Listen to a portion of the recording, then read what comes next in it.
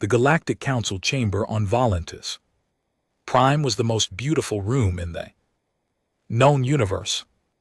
Giant crystal pillars rose from the floor to the ceiling, each one glowing with soft blue light. The walls were made of living stone that changed color with the mood of the room.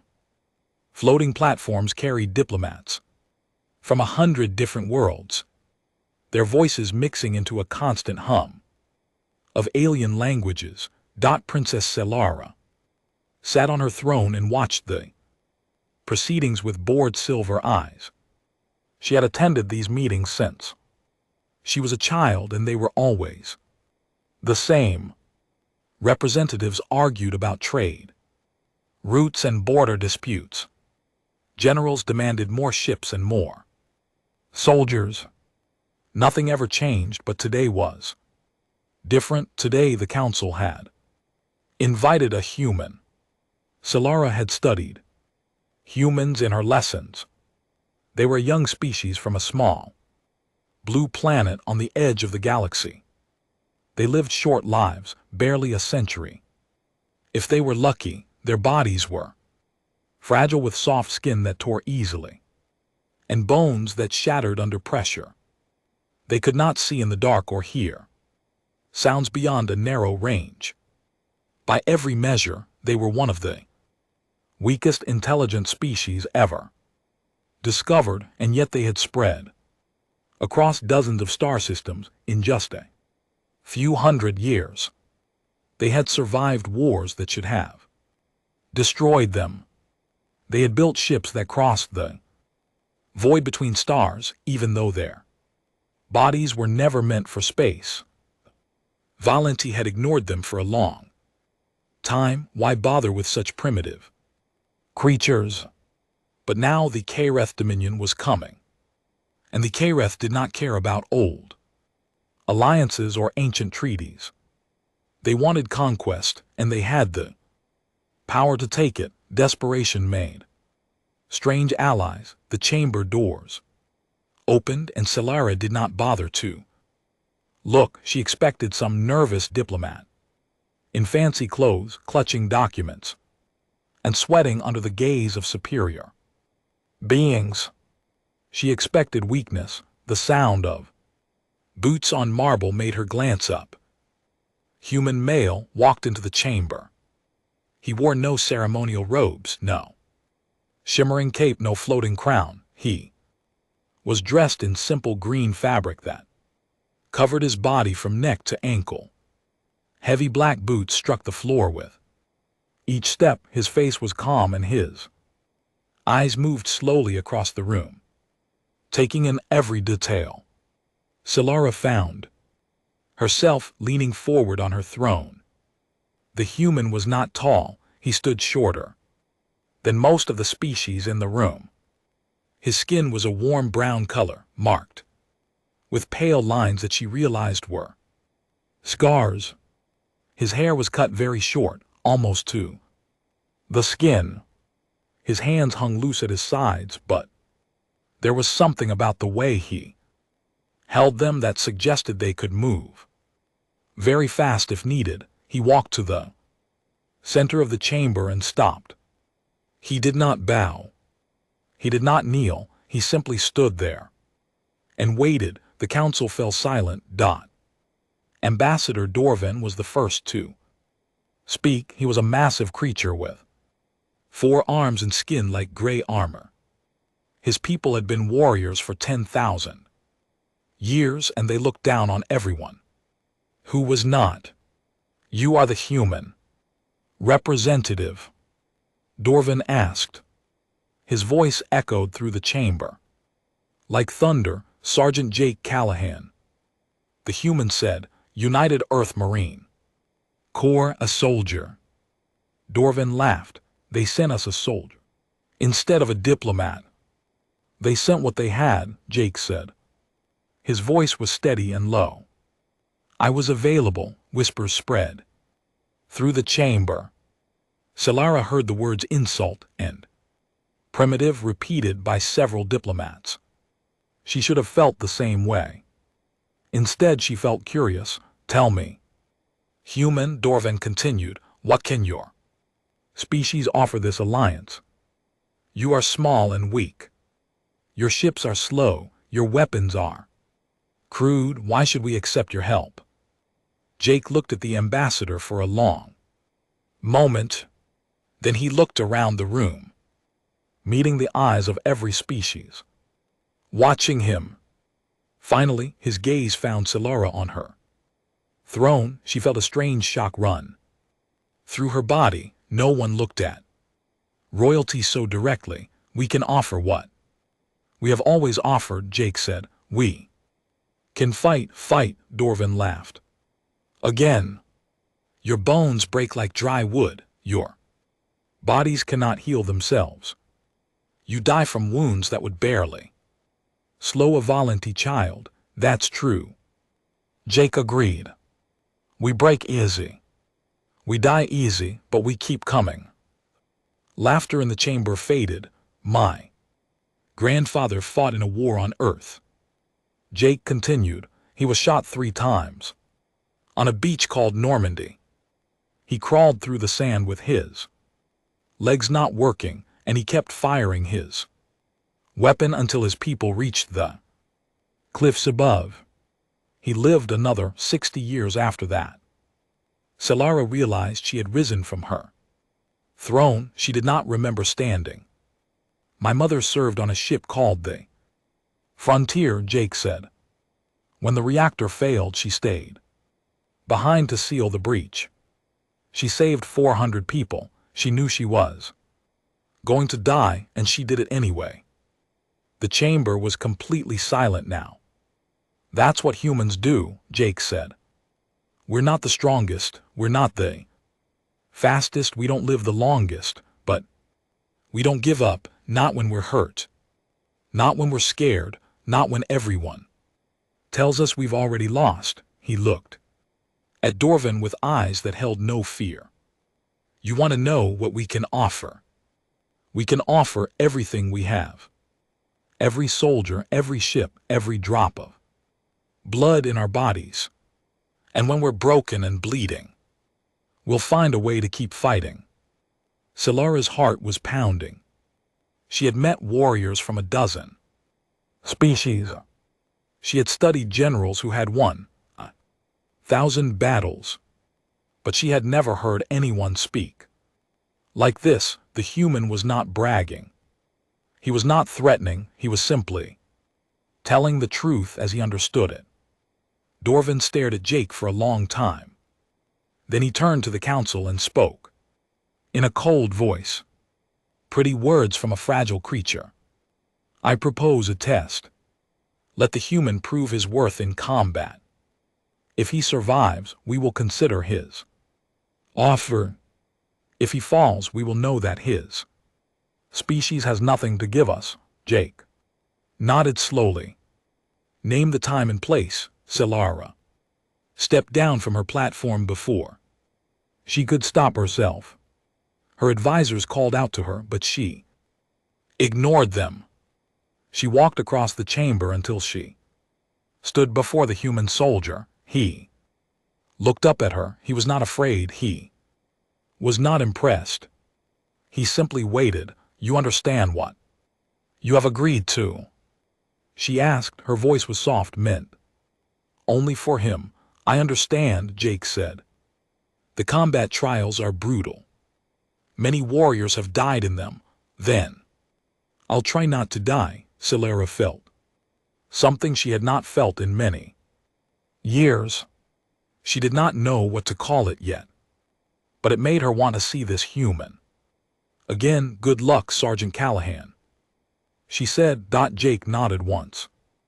Then he turned and walked out of the chamber, his boots echoing on the marble floor. Solara watched him go. She did not return to her throne for a very long time. The arena was older than human civilization. It had been carved from a single mountain thousands of years ago, its walls polished smooth by the hands of countless workers. Seats rose in great circles around the fighting pit. enough to hold 50,000 spectators. Today every seat was filled. Jake stood at the edge of the pit and looked down. The floor was made of black sand that would absorb blood without staining. Walls were too high to climb. There was no way out except through victory or death. He had faced difficult situations before. He had fought in the trenches of Titan Colony, where the air was poison and the enemy came in waves that never stopped. He had survived the orbital siege of New Manila, floating in the wreckage of his ship for 3 days before rescue arrived.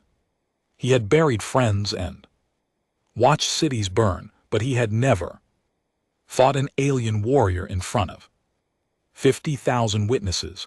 Ambassador Dorvan entered from the opposite side of the arena. He was even larger than Jake remembered, standing nearly 8 feet tall with arms as thick as tree trunks. His gray armor skin gleamed under the lights. He carried no weapon because he did not need one. His 4 hands could crush stone. Crowd roared with approval. Jake walked down the steps into the pit. He wore the same simple clothes he had worn to the council meeting. He had refused the ceremonial armor the Valenti offered. It would only slow him down. Princess Celara watched from the royal balcony. She had not slept well since the council meeting. Her advisors told her the human would die quickly and the matter would be forgotten. They told her not to worry. She could not stop worrying. The announcer spoke in a booming voice that filled the arena. He explained the rules of the combat trial. The fight would continue until one warrior surrendered or could no longer stand. Weapons were forbidden. Everything else was permitted. Jake listened carefully. Then he looked up at the royal balcony and found Celara's silver eyes. He nodded once very slightly. She felt her heart skip. The signal sounded and Dorvan charged. The ambassador moved faster than his size suggested. He crossed the arena in seconds, all 4 arms reaching for Jake with fingers that could tear through metal. The crowd screamed with excitement. This would be over quickly. Jake was not there. He moved at the last moment, stepping to the side with a motion so smooth it looked almost lazy. Dorvan's hands grabbed empty air. The ambassador stumbled, surprised by his own momentum. Jake did not attack.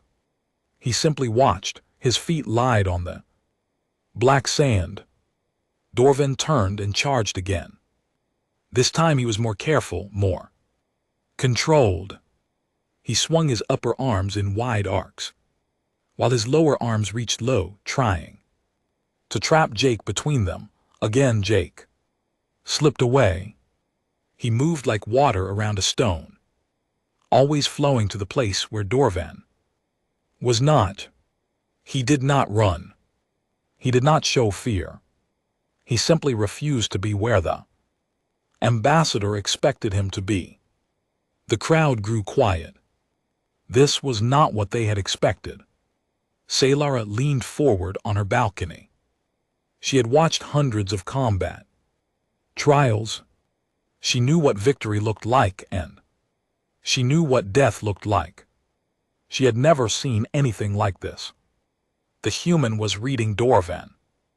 Every attack taught him something new about how the ambassador moved, how he thought, how he reacted to frustration.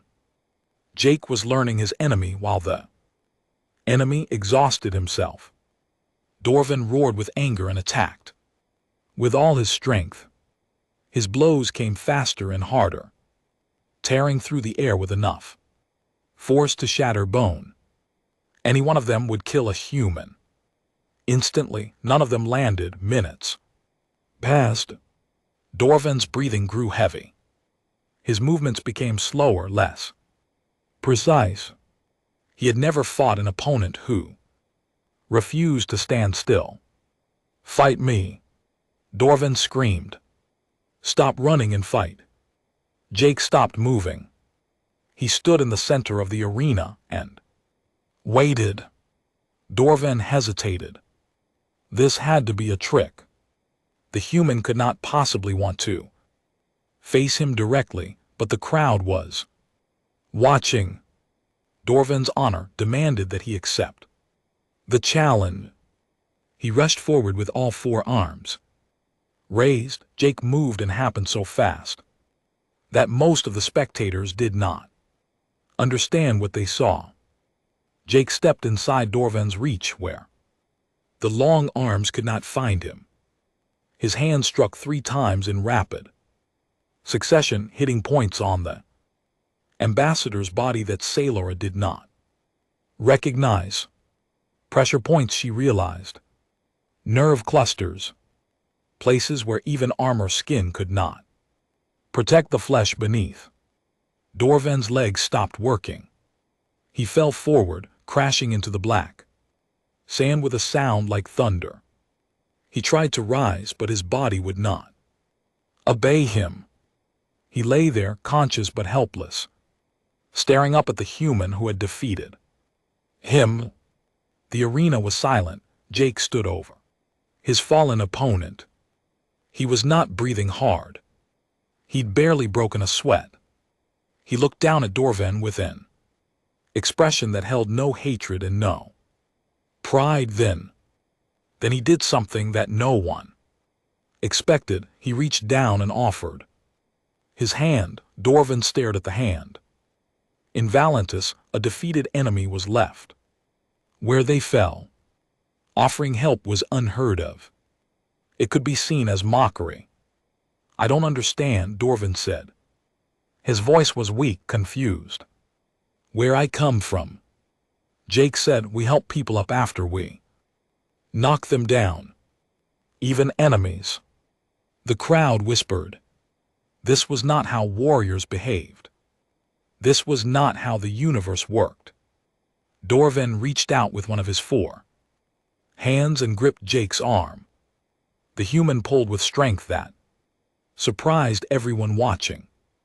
Slowly, painfully, the ambassador rose to his feet. They stood facing each other, the alien giant and the human soldier. "Why?" Dorvan asked. "You won. You could have left me in the dirt. Because winning isn't about making someone else lose," Jake said. "It's about proving what you're capable of.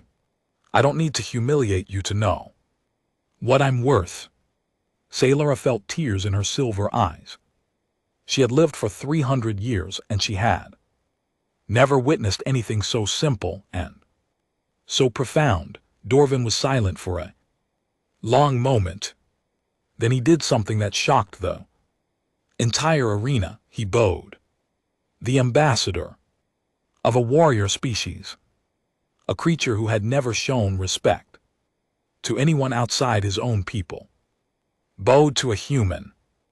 "I was wrong about your kind," Dorvan said. "You are not weak. You are something else entirely. Something I do not have a word for." Jake nodded. "My people have a word. We call it stubborn." A laugh rippled through the crowd.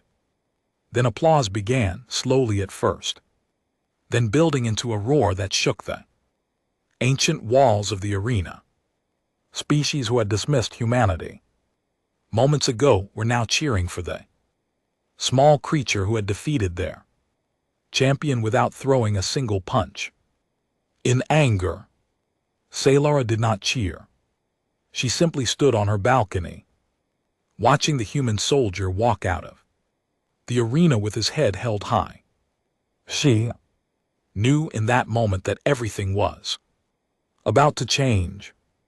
The universe had just discovered something it was not prepared for. It had discovered humanity, and she had discovered something else, something personal, something that made her heart beat faster whenever she thought of the human called Jake she was not ready to name it yet, but she knew she would see him again. She would make certain of it. The palace of Valentis Prime had stood for 6,000 years. Its towers reached toward the sky like fingers grasping for the stars. Its gardens held plants from 100 worlds carefully tended by servants who had dedicated their lives to beauty. Its halls echoed with the footsteps of royalty. Jake hated it. He had been assigned to Princess Salara's personal guard, and he understood the insult behind the honor. The council did not want him advising their generals or training their soldiers. They wanted him close enough to watch, but far enough to ignore. They wanted him to feel small and useless until he asked to go home. They did not know Jake very well. He reported for duty each morning at exactly 600 hours Earth time. He stood at his post without complaint. He watched the halls and the gardens and the endless parade of nobles who came to seek the princess's favor. He did his job, and he did it well. Princess Salara noticed. She had expected the human to grow bored or frustrated. She had expected him to demand a more important position or simply give up and leave. Instead, he stood at attention for 12 hours each day, his eyes always moving, his body always ready. He treated the assignment as though it were the most important mission in the galaxy. One evening, she found herself walking to his post near the garden entrance. She told herself she was simply inspecting her guard. She told herself it was nothing more than curiosity. Jake straightened when he saw her approach.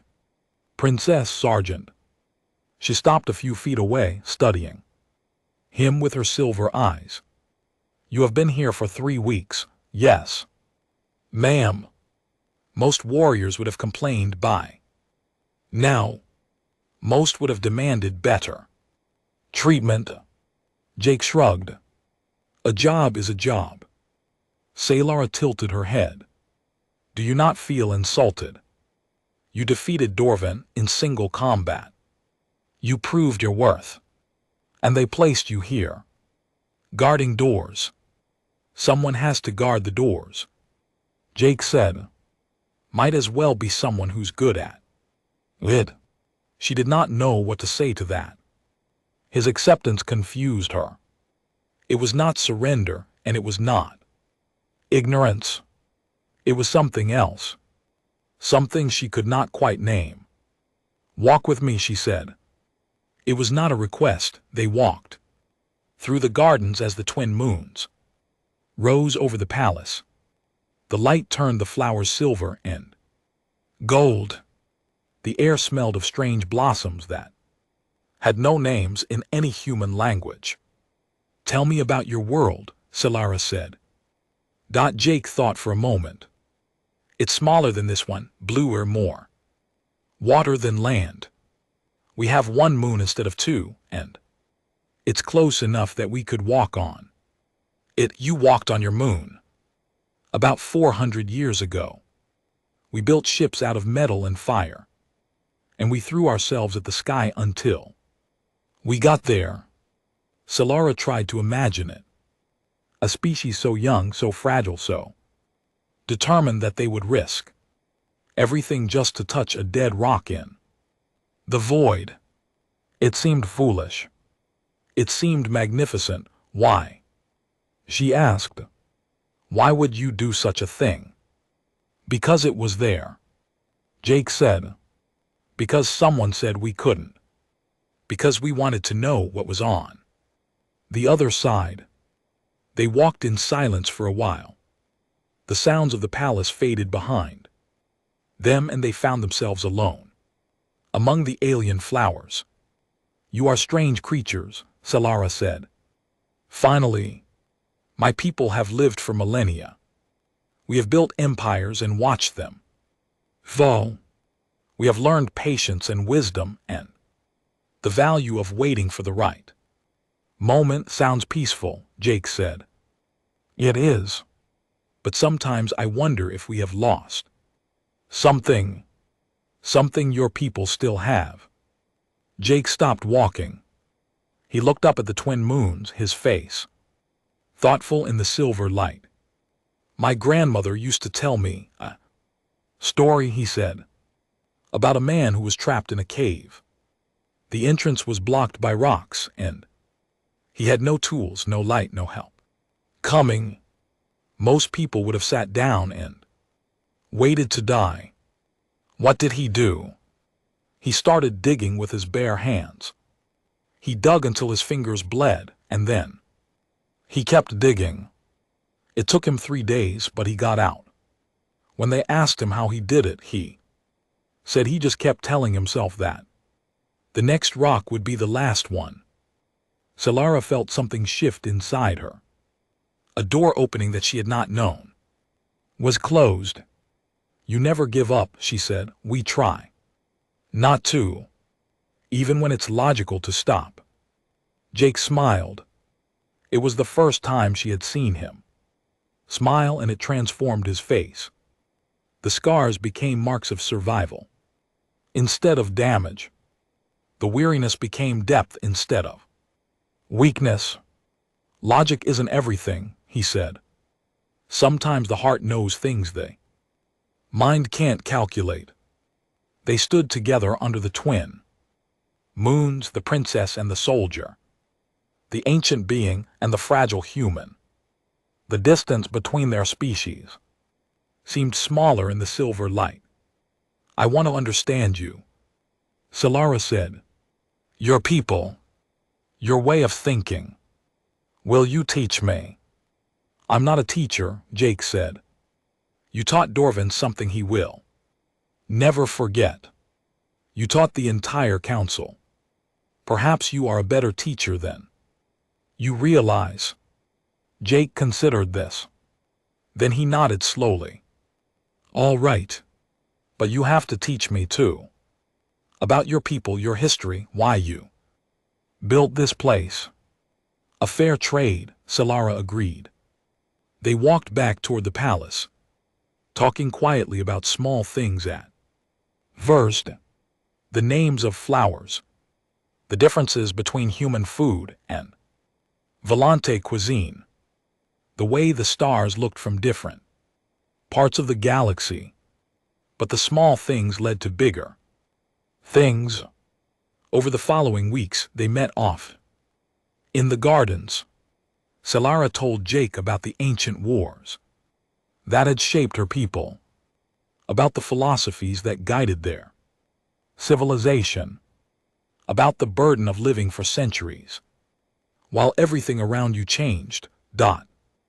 Jake told her about Earth, about the wars that had nearly destroyed humanity, and the peace that had slowly been built from the ashes, about music and art and the strange way humans celebrated both joy and sorrow, about his family, his friends, the people he had lost and the ones he still hoped to protect. With each conversation, the wall between their worlds grew thinner.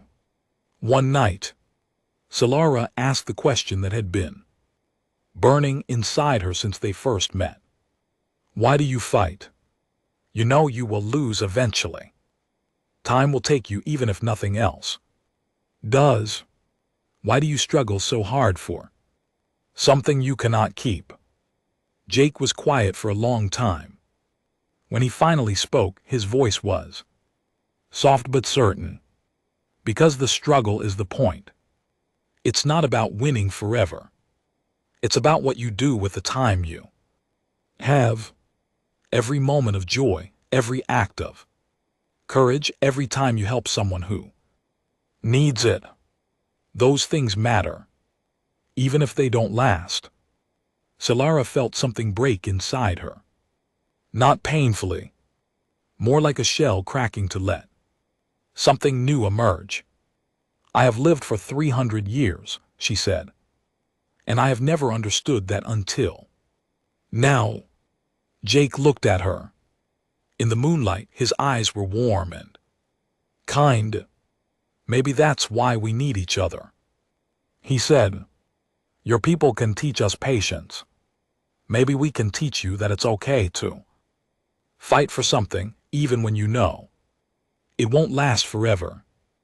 Solara reached out and touched his hand. It was warm against her cool skin. It was fragile and strong at the same time. I think, she said slowly, that I am very glad you came to Volantis Prime. Jake smiled again. So am I, princess. So am I. Above them, the twin moons continued their slow dance across the sky, and somewhere in the darkness beyond the stars, the Kreth Dominion was preparing for war.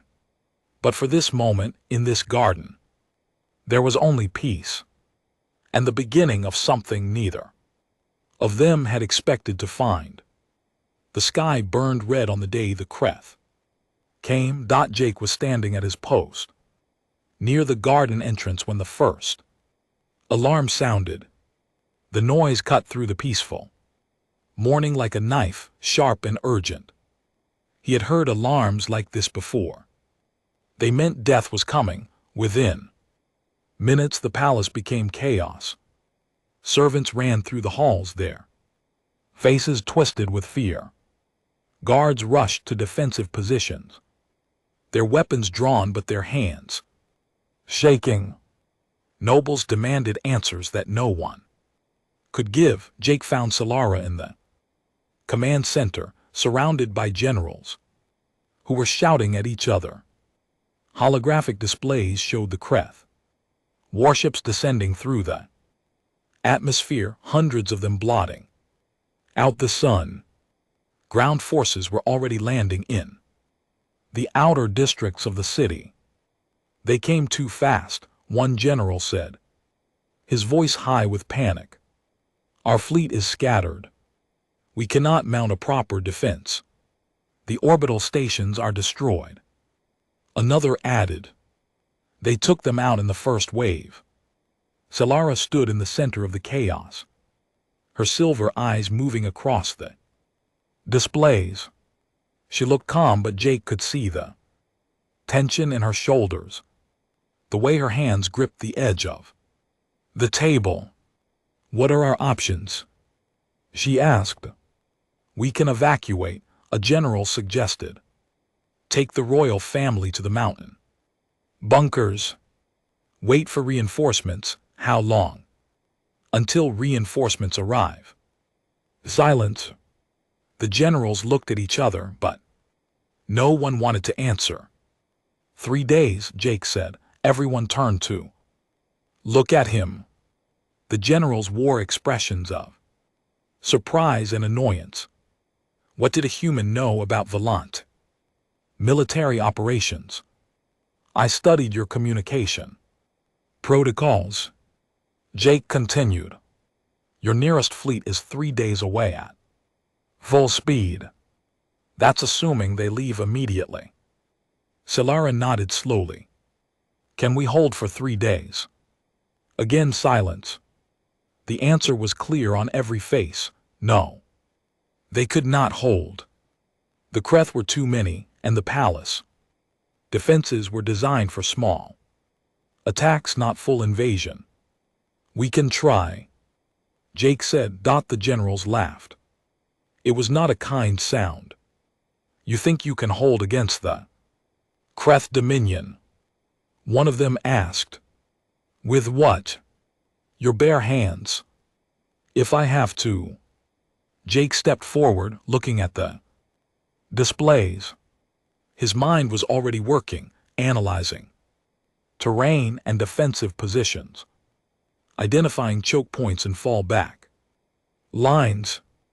The palace has strong walls and narrow corridors. The Kreth like open field combat where they can use their numbers. If we make them fight on our terms, we can slow them down. Slow them down. The general shook his head. You speak of delaying the inevitable.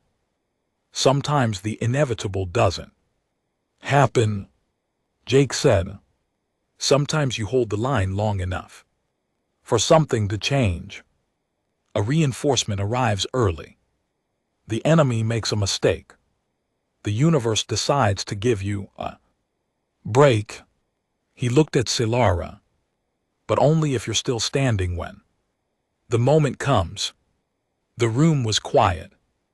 The general stared at Jake like he had grown a second head. Solara made her decision. Give him a unit, she said. 20 soldiers.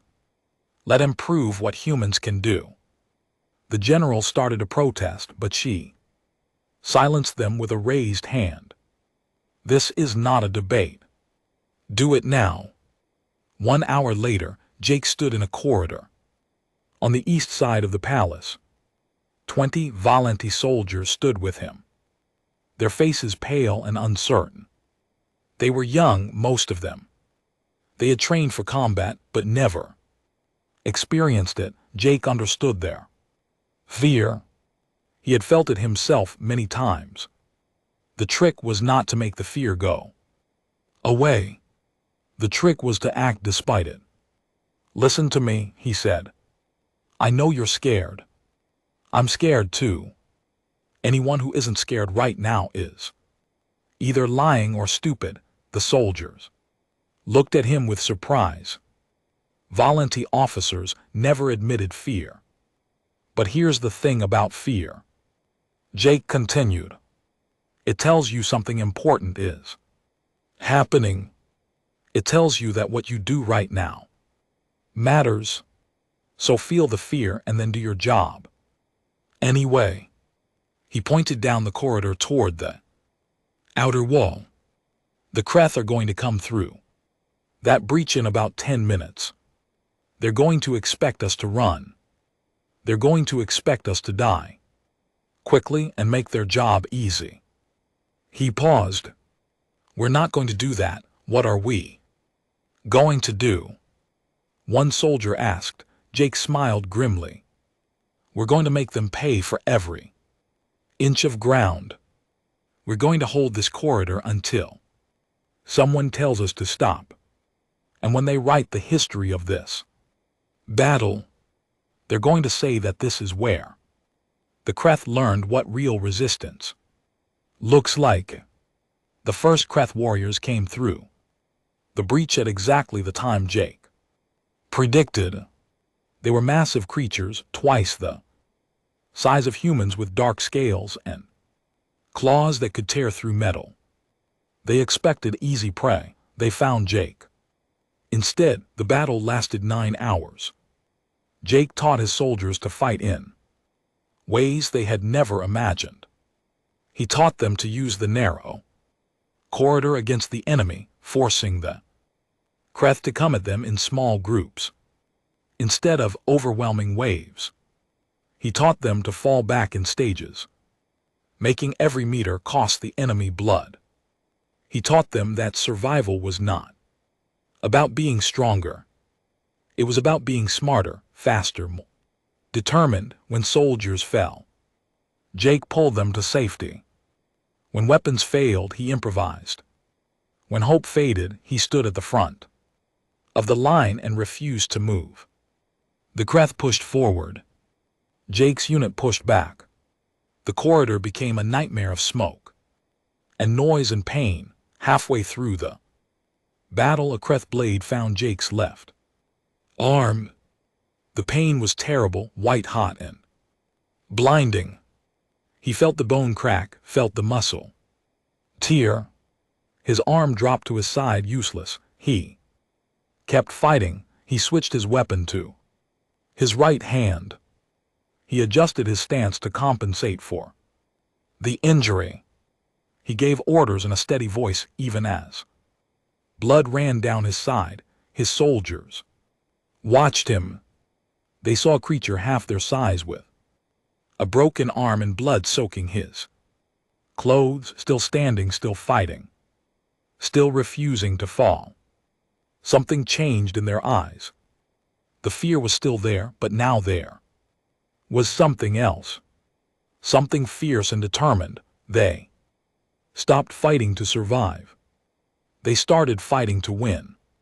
When reinforcements finally arrived, led by Princess Selara herself, they found the corridor filled with Kreth bodies. The walls were scarred with blast marks and claw gouges. The floor was slick with blood from both sides. Jake stood at the center of it, all his weapons still raised, his eyes still alert. His armor was cracked in a dozen places. His left arm hung useless at his side. He had lost too much blood to be standing, but he was standing anyway.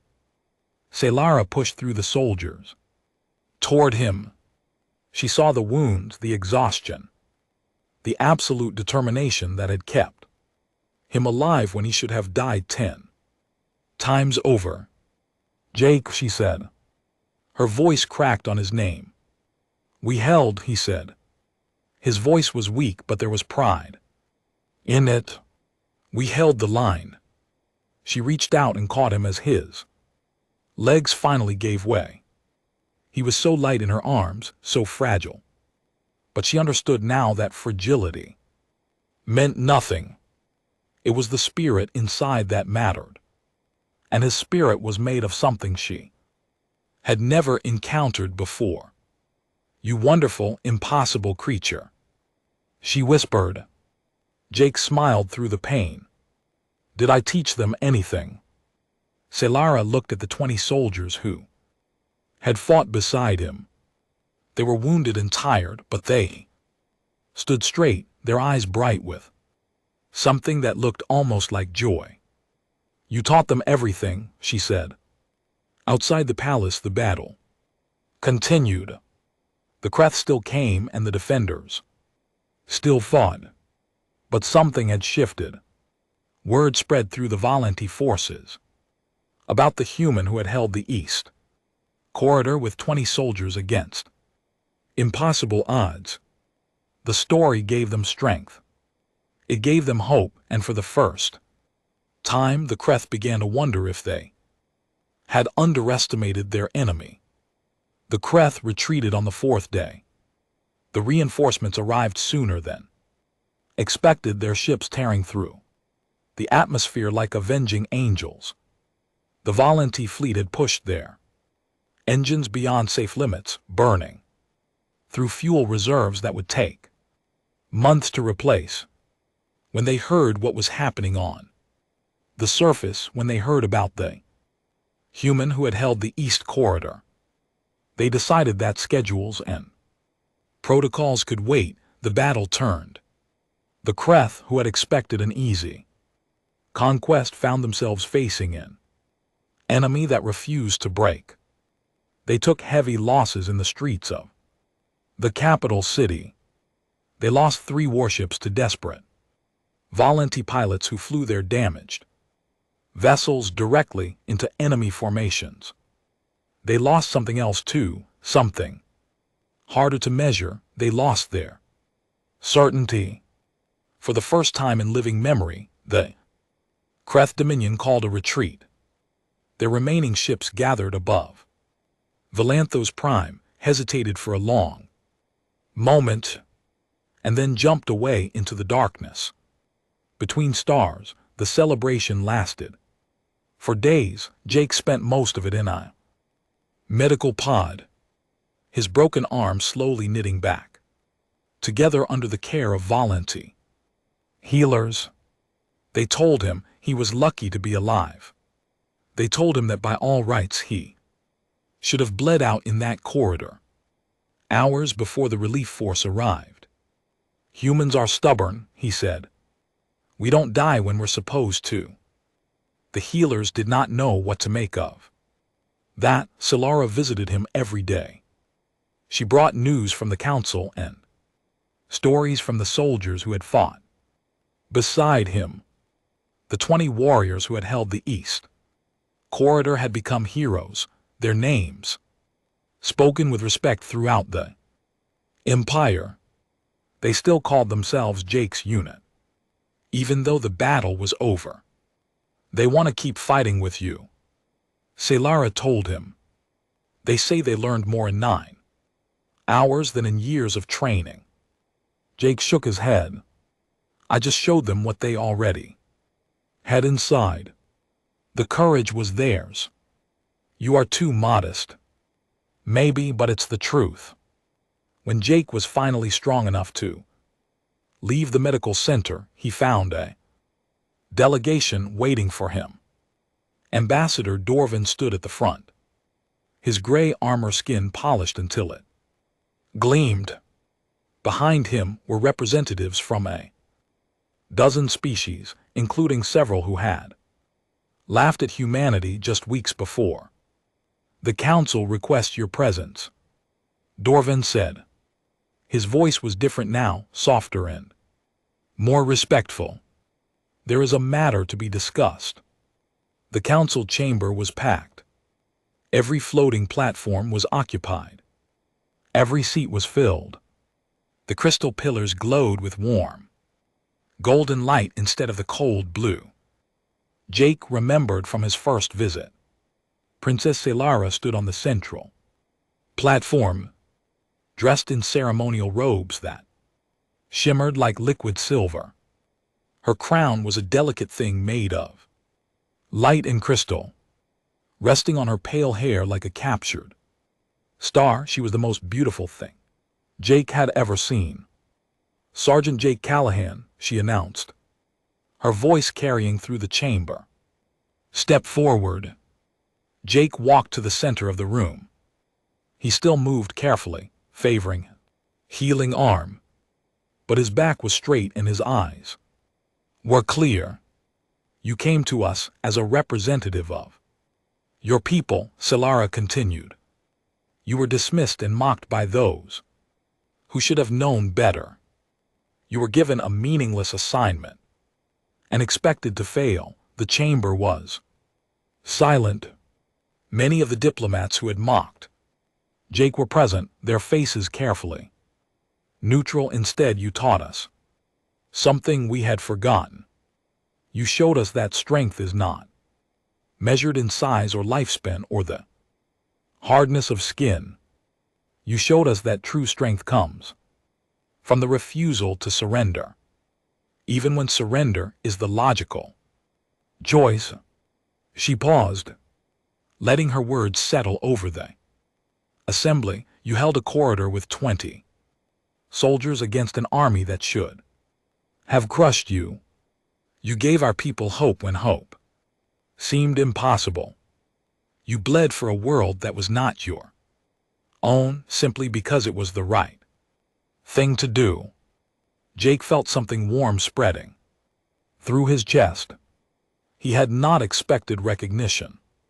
He had not expected anything except the chance to do his job and maybe, if he was lucky, make it home alive. The council has made a decision, Solara said. Humanity has proven its worth beyond any doubt. We offer them full partnership in the Volante Alliance with all the rights and responsibilities that entails. Your ships will fly beside ours. Your soldiers will train with ours. Your world will be protected as our owned. A murmur ran through the chamber. This was more than anyone had expected. Humanity, the young species with soft skin and short lives, was being raised to equal status with civilizations that had existed for thousands of years. Do you accept this offer on behalf of your people? Solara asked. Jake looked up at her. Their eyes met, and for a moment the chamber faded away. There was only the two of them, the princess and the soldier, standing on the edge of something neither of them had ever imagined. I accept, Jake said, on behalf of Earth and all her children. The chamber erupted in applause. Diplomats who had laughed at humanity stood and cheered.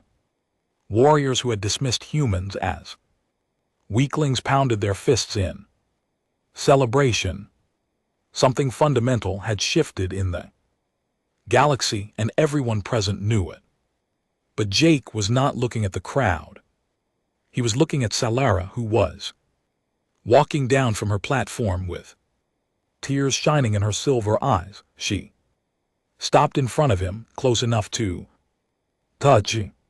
"You changed everything," she said softly. "Not just for your people. For all of us. I just did what any human would do." Jake said, "We don't give up. Not on our friends, not on each other. Not on anything that matters." Solara reached out and took his hand. Her skin was cool against his warmth.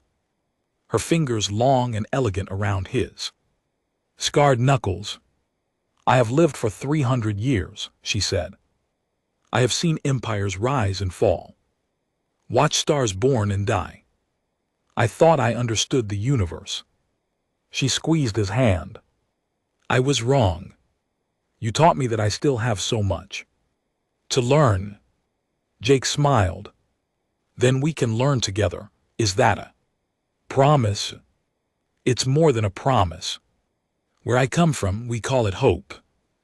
Celebration continued around them, but they stood still at the center of it. All two people from different worlds who had found something unexpected in each other. The future was uncertain.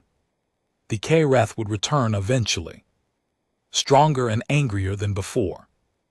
Other threats waited in the darkness, between stars, but for the first time in a long time those threats did not seem so frightening.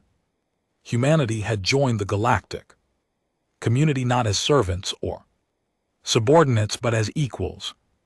They had proven that small and fragile did not mean weak. They had shown that the size of a warrior's heart mattered more than the length of their life. And somewhere in the vast emptiness of space, word was spreading. The stories traveled from ship to ship, from world to world, from species to species. Stories about a young race that refused to quit. Stories about a soldier who held a line he should never have been able to hold. Stories about the strange and wonderful creatures called humans. The galaxy had underestimated them once. It would not make that mistake again. Jake stood in the council chamber with Solara's hand in his, and he thought about everything that had brought him here. The battles and the losses, the friends who had died and the enemies who had become allies. The long journey from a small blue planet to the heart of an alien empire. It had been worth it. All of it. Because in the end that was what humans did. They struggled and suffered, and sometimes they fell. But they always got back up. They always kept reaching for something better. And sometimes if they were very lucky, they found it.